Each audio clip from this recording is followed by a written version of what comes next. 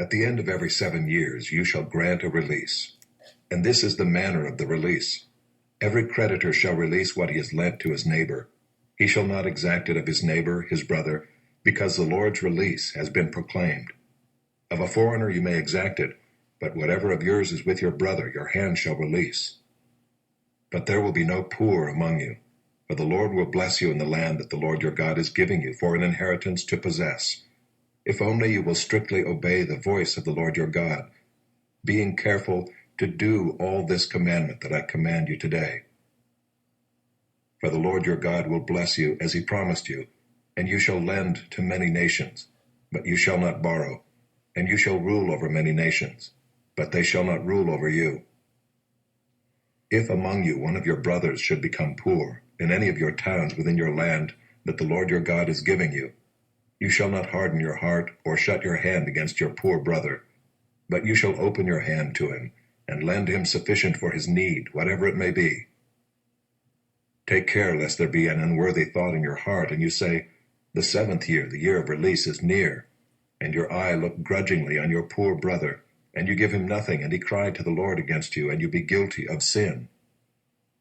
You shall give to him freely, and your heart shall not be grudging when you give to him, because for this the Lord your God will bless you in all your work and in all that you undertake.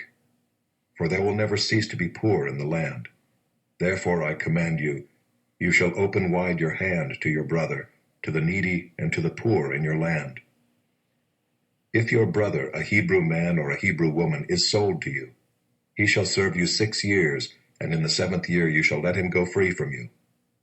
And when you let him go free from you, you shall not let him go empty-handed. You shall furnish him liberally out of your flock, out of your threshing floor, and out of your winepress. As the Lord your God has blessed you, you shall give to him. You shall remember that you were a slave in the land of Egypt, and the Lord your God redeemed you. Therefore I command you this today. But if he says to you, I will not go out from you, because he loves you and your household, since he is well off with you, then you shall take an awl and put it through his ear into the door, and he shall be your slave forever. And to your female slave you shall do the same. It shall not seem hard to you when you let him go free from you, for at half the cost of a hired worker he has served you 6 years. So the Lord your God will bless you in all that you do. All the firstborn males that are born of your herd and flock you shall dedicate to the Lord your God. You shall do no work with the firstborn of your herd, nor shear the firstborn of your flock. You shall eat it, you and your household, before the Lord your God, year by year, at the place that the Lord will choose. But if it has any blemish, if it is lame or blind, or has any serious blemish whatever, you shall not sacrifice it to the Lord your God. You shall eat it within your towns. The unclean and the clean alike may eat it, as though it were a gazelle or a deer. Only you shall not eat its blood. You shall pour it out on the ground like water. Observe the month of Abib, and keep the Passover to the Lord your God. For in the month of Abib the Lord your God brought you out of Egypt by night. And you shall offer the Passover sacrifice to the Lord your God, from the flock or the herd, at the place that the Lord will choose, to make his name dwell there. You shall eat no leavened bread with it. 7 days you shall eat it with unleavened bread, the bread of affliction. For you came out of the land of Egypt in haste, that all the days of your life you may remember the day when you came out of the land of Egypt. No leaven shall be seen with you in all your territory for 7 days, nor shall any of the flesh that you sacrifice on the evening of the first day remain all night until morning. You may not offer the Passover sacrifice within any of your towns that the Lord your God is giving you, but at the place that the Lord your God will choose, to make his name dwell in it. There you shall offer the Passover sacrifice in the evening at sunset, at the time you came out of Egypt. And you shall cook it and eat it at the place that the Lord your God will choose. And in the morning you shall turn and go to your tents. For 6 days you shall eat unleavened bread, and on the 7th day there shall be a solemn assembly to the Lord your God. You shall do no work on it. You shall count 7 weeks. Begin to count the 7 weeks from the time the sickle is first put to the standing grain.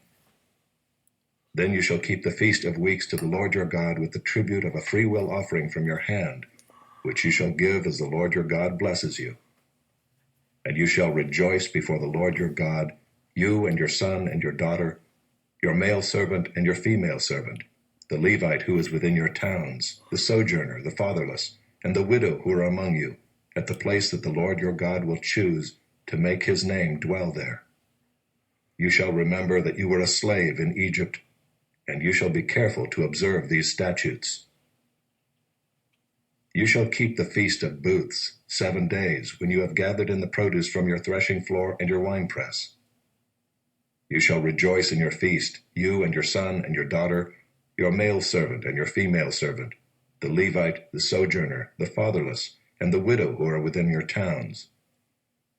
For 7 days you shall keep the feast to the Lord your God at the place that the Lord will choose, because the Lord your God will bless you in all your produce and in all the work of your hands, so that you will be altogether joyful. 3 times a year all your males shall appear before the Lord your God at the place that he will choose, at the feast of unleavened bread, at the feast of weeks, and at the feast of booths. They shall not appear before the Lord empty-handed. Every man shall give as he is able, according to the blessing of the Lord your God that he has given you.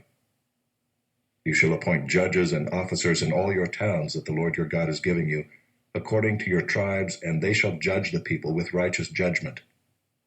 You shall not pervert justice. You shall not show partiality, and you shall not accept a bribe, for a bribe blinds the eyes of the wise and subverts the cause of the righteous. Justice and only justice you shall follow, that you may live and inherit the land that the Lord your God is giving you. You shall not plant any tree as an Asherah beside the altar of the Lord your God that you shall make. And you shall not set up a pillar which the Lord your God hates. You shall not sacrifice to the Lord your God an ox or a sheep in which is a blemish, any defect whatever, for that is an abomination to the Lord your God. If there is found among you within any of your towns that the Lord your God is giving you, a man or woman who does what is evil in the sight of the Lord your God, in transgressing his covenant, and has gone and served other gods and worshipped them, or the sun, or the moon, or any of the host of heaven, which I have forbidden, and it is told you, and you hear of it, then you shall inquire diligently, and if it is true and certain that such an abomination has been done in Israel, then you shall bring out to your gates that man or woman who has done this evil thing, and you shall stone that man or woman to death with stones. On the evidence of 2 witnesses, or of 3 witnesses, the one who is to die shall be put to death. A person shall not be put to death on the evidence of 1 witness. The hand of the witnesses shall be first against him to put him to death, and afterward the hand of all the people. So you shall purge the evil from your midst. If any case arises requiring decision between one kind of homicide and another, one kind of legal right and another, or one kind of assault and another, any case within your towns that is too difficult for you, then you shall arise and go up to the place that the Lord your God will choose. And you shall come to the Levitical priests and to the judge who is in office in those days, and you shall consult them, and they shall declare to you the decision.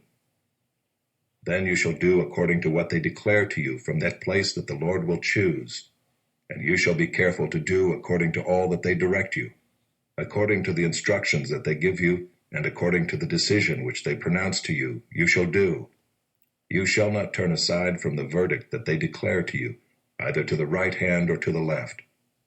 The man who acts presumptuously by not obeying the priest who stands to minister there before the Lord your God, or the judge, that man shall die. So you shall purge the evil from Israel. And all the people shall hear and fear, and not act presumptuously again. When you come to the land that the Lord your God is giving you, and you possess it and dwell in it, and then say, I will set a king over me like all the nations that are around me, you may indeed set a king over you whom the Lord your God will choose. One from among your brothers you shall set as king over you. You may not put a foreigner over you who is not your brother. Only he must not acquire many horses for himself, or cause the people to return to Egypt in order to acquire many horses, since the Lord has said to you, you shall never return that way again. And he shall not acquire many wives for himself, lest his heart turn away, nor shall he acquire for himself excessive silver and gold. And when he sits on the throne of his kingdom, he shall write for himself in a book a copy of this law, approved by the Levitical priests.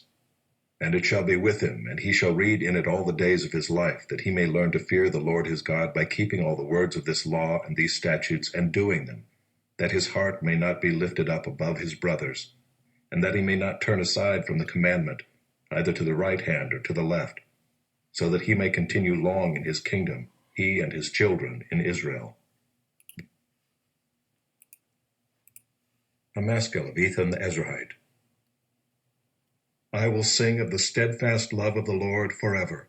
With my mouth I will make known your faithfulness to all generations. For I said, steadfast love will be built up forever. In the heavens you will establish your faithfulness. You have said, I have made a covenant with my chosen one. I have sworn to David my servant, I will establish your offspring forever and build your throne for all generations. Selah. Let the heavens praise your wonders, O Lord, your faithfulness in the assembly of the holy ones. For who in the skies can be compared to the Lord?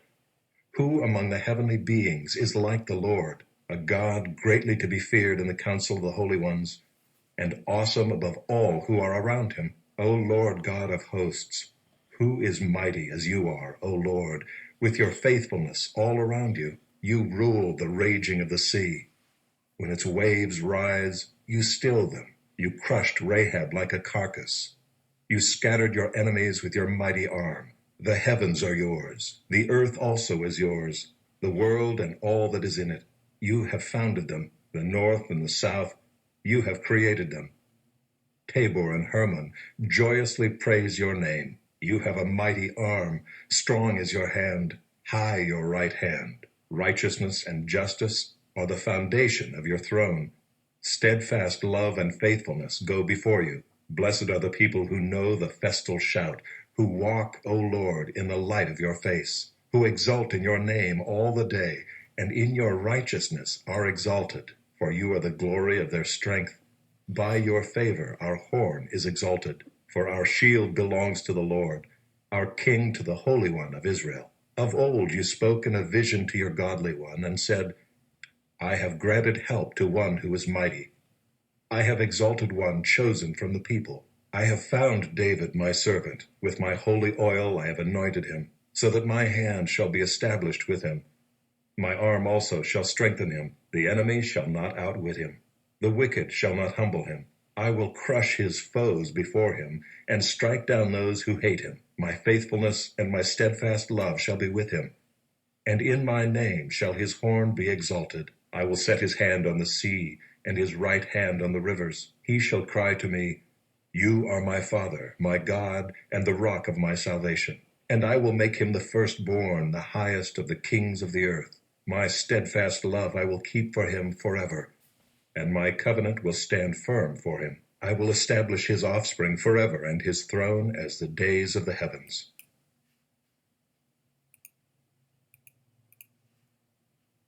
About that time Herod the king laid violent hands on some who belonged to the church.